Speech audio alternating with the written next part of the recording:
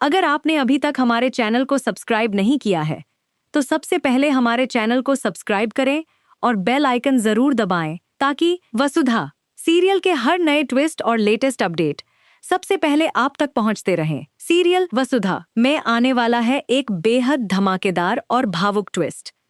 इस बार कहानी ऐसा मोड़ लेने वाली है जिसे देखकर पूरा परिवार ही नहीं बल्कि दर्शक भी हैरान रह जाएंगे। लंबे समय से गलतफहमियों में जी रही दादी सा आखिरकार सच का सामना करने वाली है।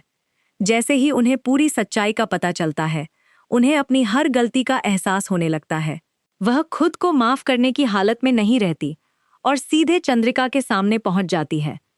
वहां पहुंचते ही दादी सा हाथ जोड़ लेती हैं और भावुक होकर कहती हैं कि चंद्रिका, मुझे माफ कर दो। मैंने जिंदगी भर तुम्हें गलत समझा। हर बार मैंने तुम पर शक किया, लेकिन कभी तुम पर भरोसा नहीं किया। मैंने कभी तुम्हें अपनी बहू का दर्जा नहीं दिया और न ही वह प्यार दिया जिसकी तुम हकदार थीं। आज मुझे अपनी हर बात पर पछतावा हो रहा है। दादी सा की आंखों से लगातार आंसू बह रहे होते हैं। उनकी बातें सुनकर चंद्रिका भी पूरी तरह भावुक हो जाती है।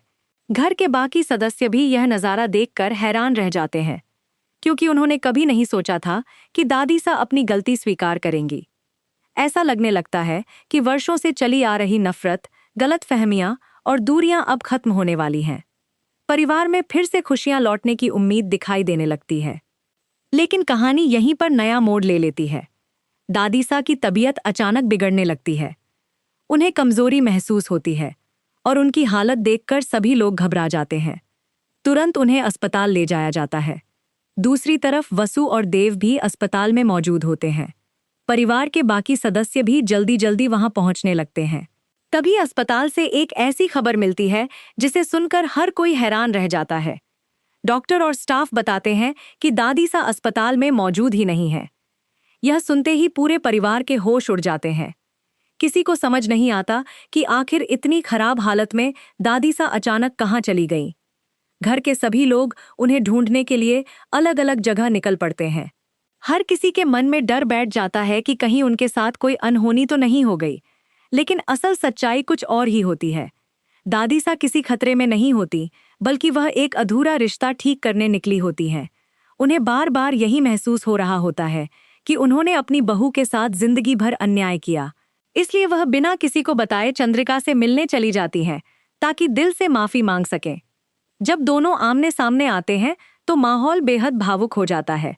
दादी सा हाथ जोड़कर कहती हैं कि उन्होंने हमेशा शक किया, कभी विश्वास नहीं किया। उन्होंने बहू को अपनाने की बजाय हर कदम पर उसे ठुकराया।